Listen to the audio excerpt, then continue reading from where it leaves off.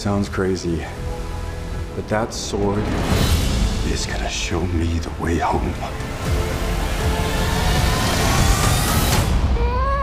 Sir, you can't do that. Don't worry, the sword's mine.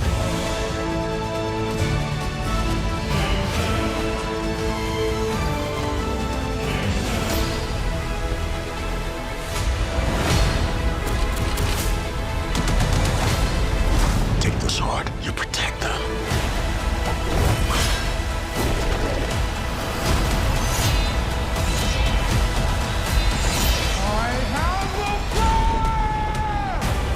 Masters of the Universe, only in theaters June 5th. Welcome back, everyone. Masters of the Universe released a new trailer with some new footage, and we got a new synopsis for the movie, some confirmations on some characters, and a couple big tie-in stories that explain more of the lore that they're going to be exploring in the live-action first movie. There's a bunch to unpack here, so if you're brand new to the channel, be sure to subscribe to get everything. We would love to do some toy-themed giveaway when the movie comes out. It would not be a Masters of the Universe movie if there weren't toys associated with it. I also realized that I still need to get a Power Sword replica, so Mattel, looking at you, start making a really cool sword replica so I can buy one. The entire series was born as a toy line that was then turned into a cartoon, then into TV shows, and then into movies. But in the brand new footage, we actually get a different scene of Adam going to the toy store, which seems like an in-universe version that sells a bunch of Mattel toys. Mattel exists as like a company inside the world of this movie, maybe, or maybe they'll call it something different, not calling it Mattel. There are also a couple of confirmations about what toys specifically they're referencing in the background here, and the giant Conan-looking figure that is holding the power sword that he believes is his power sword from Eternia. In the brand new footage, he also says, "This sword is going to show me the way home." So it sounds like that's a big crux of the movie. He's trying to find a way to get back to Eternia, and he does remember that he is from Eternia. There are young versions of Adam that we see in the trailer, along with a young version of Tila as well, too. So we'll see flashbacks to explain why his mother, Queen Marlena, in the Sorceress, sent him to Earth. But also, as part of the brand new official synopsis, it sounds like the Sorceress also sent the Power Sword to Earth with him to keep it from Skeletor. Part of the idea is that Skeletor, even though you always see him trying to get the Power Sword, doesn't actually want the Power Sword, he wants the power of Grayskull. The idea in the canon is that Adam becomes He-Man, he is the wielder of the power, but the sword itself is really more like a conduit that helps channel the power to him. So when he finally calls the power down later in the trailer, it seems like it's the first time that he's ever done it. Like he was a little kid, obviously he didn't call the power down. The brand new synopsis reads, "The film will follow 10-year-old Prince Adam who crashed to Earth in a spaceship and was separated from his magical power sword, the only link to his home, Eternia. After tracking it down almost 2 decades later, where we see like the adult Adam in all the trailers, Prince Adam is whisked back across space to defend his home planet against the evil forces of Skeletor. But to defeat such a powerful villain, Prince Adam will need to uncover the mysteries of his past and become He-Man, the most powerful man in the universe." So this also confirms the idea that when the movie begins, adult Adam has never called down the power before, like he has never transformed into He-Man before. My assumption is that's what's going on with all this trailer footage where he's talking to this mystery person who's helping him find the sword. Like, "Oh, I think I found your sword." And he goes to the actual toy store, but it winds up being a toy version of the sword. We will see how they explain that. It sounds like they're just trying to say that people actually found this lore and just created a toy line based on it, but the whole joke in the movie is that it's actually real in this context in the Masters of the Universe, the story universe. In Eternos is an actual planet that exists in the center of this universe where Earth actually exists. But a couple confirmations here about what's going on in this actual toy store, just because there's a whole bunch of deep cuts here. Everybody's talking about the Big Jim figures. Yes, there's a lot of Big Jim going on in the background too. But the actual Conan-looking figure holding the fake power sword is meant to be Torak, based on some of the logos in the background and the other Torak toys, which was an early idea that Mark Taylor had that he designed that became the aesthetic inspiration for He-Man eventually, along with Conan the Barbarian. When they were actually creating the He-Man toy line, it actually started out as a Conan the Barbarian toy line that they couldn't get the license for, the actual rights for, so they changed the idea into what became Masters of the Universe. So a lot of Mark Taylor's early designs were actually looking like Conan, like they were trying to make a Conan version of He-Man, but it was actually for a real Conan figure line that they were going to produce and then eventually change their minds on.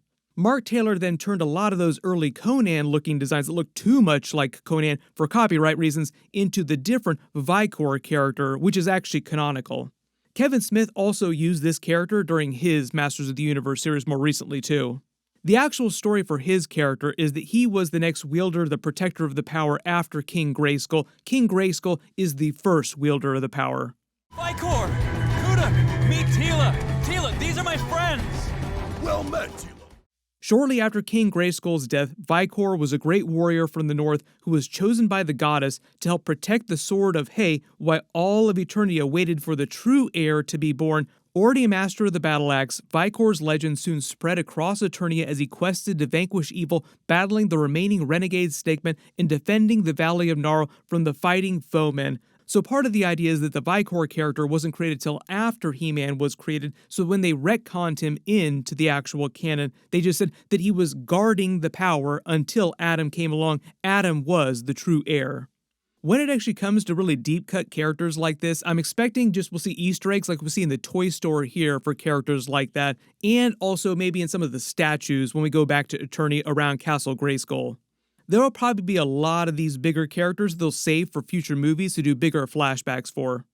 We got much better looks at Evil Lyn, much better looks at Skeletor, at Fisto, a couple other characters too. There are a couple confirmed ones that we've actually gotten so far too that I'll talk about in a second. There were some Scareglow toys, but I think this is actually meant to be for something separate. I don't think the Scareglow is going to appear in this first movie. We finally got a way better look at Morena Baccarin as the sorceress wearing all white. One of the actual big tie-in stories is actually called Tila, Daughter of Eternos. She is the daughter of this sorceress who had to give her up when she had to become the next sorceress a long time ago. There are a lot of questions about how they're going to deal with that in the movie. There'll probably be some light references. Man-at-Arms is meant to be her adoptive father originally in the canon. I believe they're just going to go with that backstory in the movie. Kevin Smith also did a slightly different version of that, making Man-at-Arms her biological father. Originally, he just found her when Sorceress had to give her up when she became the next Sorceress, but he wasn't her biological father. But there is also a lot of Evil Lyn in this tie-in story too, implying that there's a separate subplot where she's trying to overthrow Skeletor. So even though this first movie isn't going to be that long, there might be that subplot running through this new live-action movies. During the actual tie-in story, it's set 4 years after Skeletor decimated the Kingdom of Eternos. That's when young Adam was sent to Earth, I think after that big attack. Tila leads a group of Eternian refugees who survive by moving from place to place to the Evergreen Forest. She travels then to Dark Smoke, the realm of the dragons, to seek a powerful elixir that she's told will help break Skeletor's hold on Eternia. This leads her to an unlikely alliance with Evil Lyn, Skeletor's second-in-command, but everything goes badly wrong when Eternia itself begins to wither away after the vial has been used.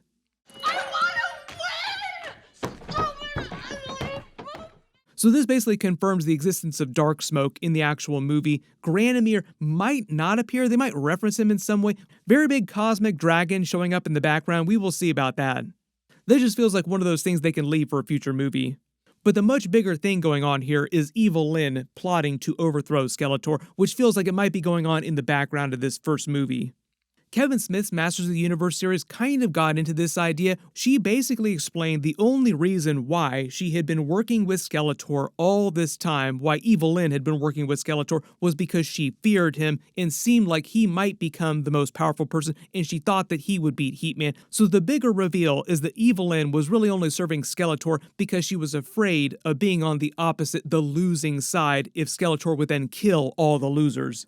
So maybe in the background there'll be some sort of Evil Lyn redemption arc over these new movies, depending on how many movies they wind up doing. Like if the first one is successful, they'll do a sequel, and then so on and so forth after that. We will see how the first one goes. Now it kind of makes sense why they cast someone like Alison Brie as Evil Lyn, where like there are a number of different actresses that could have played that character in a more evil arch kind of way. But if they're planning on a redemption arc for her character, it would make a little more sense.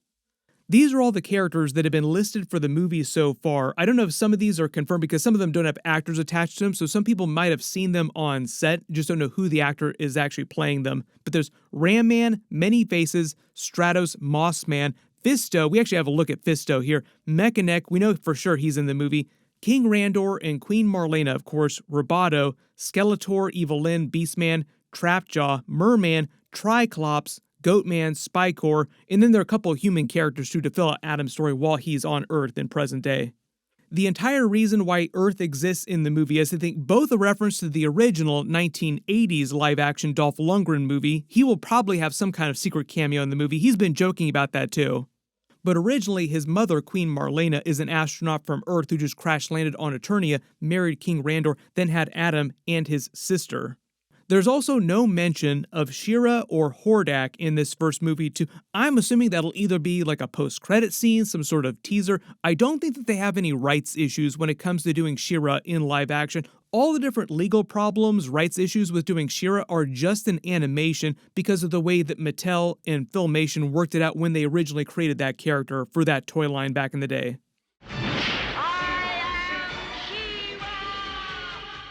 There's also a lot of other stuff they can save for future movies too, like the Gods and the Masters of the Universe story, Zor, Ka, Havoc, like Skeletor wields the Havoc staff. There are a lot of other lesser deities too, like Serpos is the actual snake you see when you see Snake Mountain in the trailer. It's not a statue, that's the frozen head of Serpos, an actual giant snake god. He had 3 heads and the other 2 just broke off after he was frozen by the elders. Maybe if they make it to a trilogy, they can do more cosmic characters like Zodak, or like super deep cuts like Preternia and Subternia, just like a lot of other stuff that they can explore. And if they ever try to do a live action TV series or like spin-offs too, there's like a lot of different directions this could go in the future if it all works out. There is a lot of other new stuff that I wasn't able to get to in this video just because I didn't want to turn into like a 2-hour long video. So if you do have any questions about any of the new stuff that's been released or new first looks that I didn't talk about during this video, just write them below in the comments. Click here for my much larger trailer video, and click here to learn about what's going on with that big Paramount and Warner Brothers buyout that's just completely changing Hollywood right now. Thank you so much for watching, and I'll see you guys in the next one.